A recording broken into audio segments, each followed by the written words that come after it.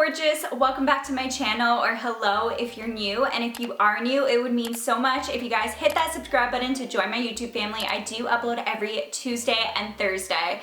But today is going to be another hygiene related video, but in particular it's going to include hygiene and periods. I recently did do a whole video on how to stay fresh all day long and shared my tips and tricks, especially when it comes to just body odor. So if you guys want to see that video, I will link it down below. But this is my tips and tricks on how to smell fresh all day long during that time of the month. It's important to really keep up with your hygiene near this time, especially because you don't want to smell all funky. I will link my period playlist down below, so definitely go check it out if you guys want to see more period related content. You don't shy from topics like that over here on my channel. Comment down below how old you were when you got your period. I will also link anything I do talk about in the description box, so definitely go check that out. But on that note, let's just get right into my hygiene routine and my tips and tricks. To start off, I'm going to talk about showers and bathing. Of course, my number one tip is to shower daily. I even like to sometimes shower twice a day when on the time of the month. Your body needs to be washed every single day when you're on your period. Your girl parts down there are already a self-cleaning organ. You don't really need to do much. All you need is a simple bar of soap and some warm water. It's great to use warm water, especially on that time of the month. I always go back to my Dove bar of soap. I've used this for years and years, and it's just so gentle. It's fragrance free. They even have the sensitive skin one, which I totally recommend, especially when it comes to washing your body down there. And this is what's going to do the trick. You don't need to go and buy out a million different products or products that have really strong smells to them and perfume smells. Those are just going to irritate it and can even lead to infections. A lot of the times you may hear about certain products that are geared towards washing your downstairs or douching, but that can actually be really harmful for that area. Like I said, your lady bits are a self-cleaning organ that naturally provides the right balance of mucus to flush out any contaminants. A douche or a wash can actually disrupt the pH balance and lead to an infection and irritation. Proper way of actually washing the downstairs region is just by washing the outside of it as opposed to the inside.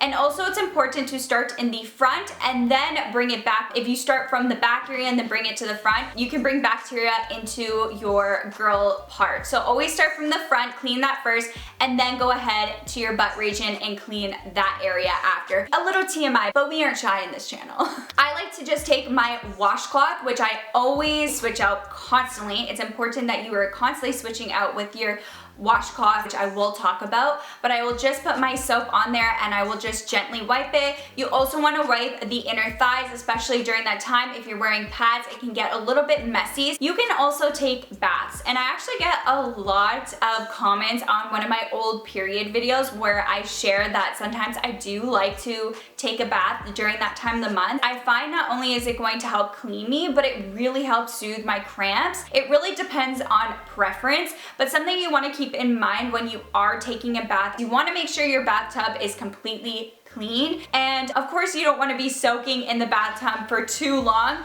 You want to just soak for a little bit, fill your bathtub with some warm water, and it's a great way to clean yourself. Once you're done taking your bath and lying down and relaxing, a great thing to do also is just standing up and turning on your shower and just rinsing off and then jumping out of your bathtub is something I really like to do. I also really like to focus on my skincare because unfortunately a lot of us break out near that time of the month, and I am included in that. Something I like to really do is wash my face with a face wash that has salicylic acid in it. When I'm using in my videos from Oxy, and it just really helps to target and get rid of breakouts. And I also really like to keep up with clay masks during that time and incorporate it into my routine. I love using the little Sephora ones. They honestly work really great, and they're not too bad in price when it comes to Sephora. Also is really great when it comes to pimples or acne. Clay masks are the way to go. They really get rid of all the gunk and impurities and really cleanse your skin. Near that time of the month, it's important to put a little bit more TLC to your skin as well. My next tip is to use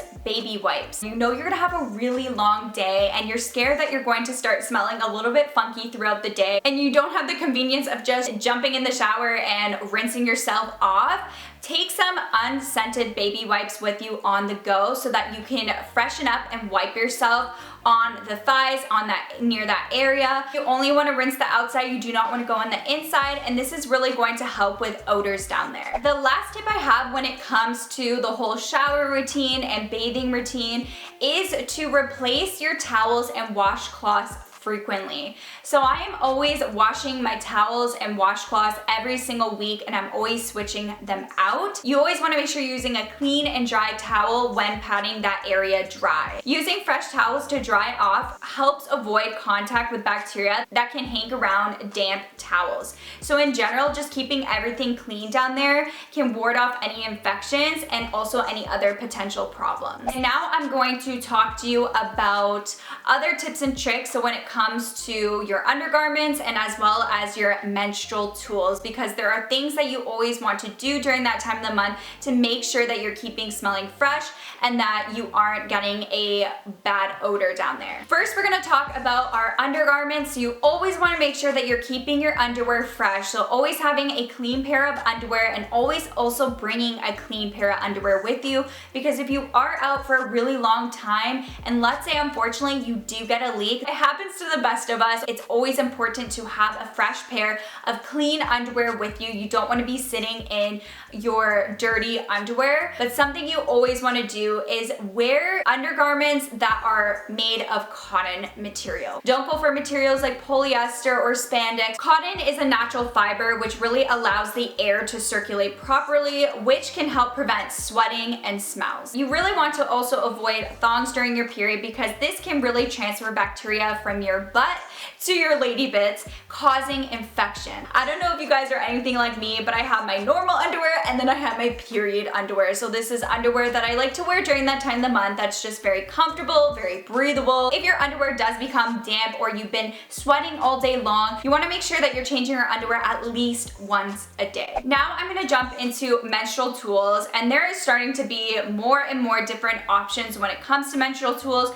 Of course, you can use pads or tampons, which is typically what I go for. It's just the easiest, but now there's also other great options like the menstrual cup. There's also reusable pads. Trial and error and find out which one you like better. I know when I first started off with my period, I started off with pads and then I eventually gradually went to tampons. Let me know which one is your favorite menstrual tool to use. I'm curious to know. So when you have your menstrual tools, there are many things that you should be doing before applying your pad or your tampon. You want to make sure that you wash your hands before and after. I feel like a lot of us when we go to the washroom, we wash our hands after, but think about how dirty our hands are and how much we've done with our hands. So it's important to wash it also before so that you're not getting any of those germs and bacteria onto your menstrual tools and touching that with your bare hands. When you are finished using it, you do want to wash your hands off because you once again don't want to transfer any bacteria from your hands onto your body. You always want to choose menstrual tools with an absorbency level that is appropriate for your menstrual flow. You typically have heavier flows and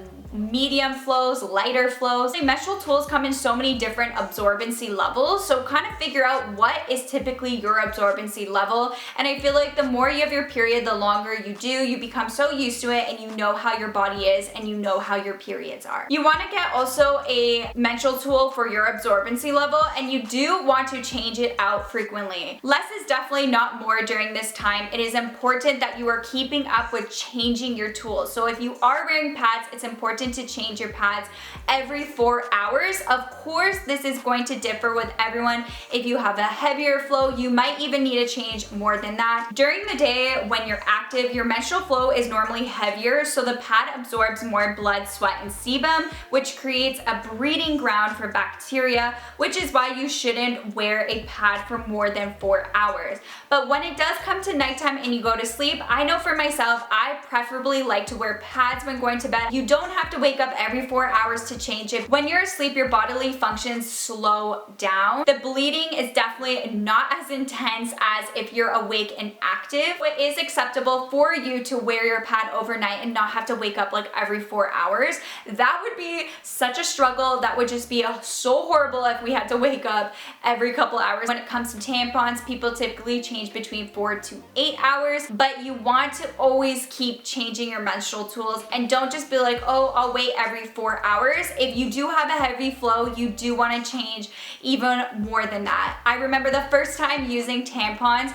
I remember reading on the box and it said I could have it in for like 8 hours, I believe it was, and that's what I did, and this was my heaviest day yet. I actually ended up having a leakage because I just thought I could wait for 8 hours and it'll be good, but that is not how it goes. I also didn't look at the absorbency level when buying my first tampons, so you want to make sure that you are constantly changing and you're not letting it sit there, because first off, it is just so unsanitary, not great for you, can lead to infections, especially when it comes to tampons. You should not have your tampon on in all day long, all night long. That can lead to issues where you can actually go to the hospital, so you want to make sure you're being diligent with this. Also, if you're worried about odors and scents down there, this is going to be the best tip to do to really help avoid any funky odors coming from the downstairs region. And that also leads me to a don't, and that is to not double up. And I have to say, this has definitely been me. I've done it many times. I know those emergency situations because I've definitely been there where I've doubled up because I was scared that I was not going to be able to go to a washroom,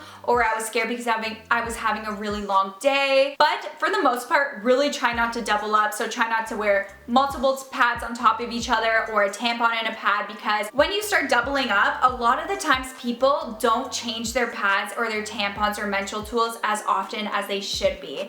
And that's really not good because it can lead to a lot of issues, and it's especially going to lead to a lot of scents and unpleasant scents down there. Wear the appropriate menstrual tools and then make sure that you are constantly changing every few hours. Now I'm going to talk about disposing your pads and your tampons as well. So when it comes to your pads, I always like to use the pad wrap. So when changing one pad to another pad, I just roll up the old pad and put the pad wrap on it and put it into the garbage bin, of course. This will really block the smell and prevent the spread of bacteria, which can build up in there over time. When it comes to my tampons, I just use toilet paper, wrap it up, and then dispose it into the garbage bin. You do not want to flush your pads or your tampons or anything in the toilet, because that is just going to clog it. So that was my entire hygiene routine on my period. I hope you guys enjoyed it. I hope these were really helpful tips. Don't forget to comment down below how old you were when you got your period. Like I said, I will link my period playlist in my description box, as well as any product or anything I did mention down below. Don't forget to follow me on my Instagram as well. It's just at NicolettaXOYT, and click the subscribe button because I do upload every single Tuesday and Thursday. But on that note, I will catch you guys in my next video. Bye!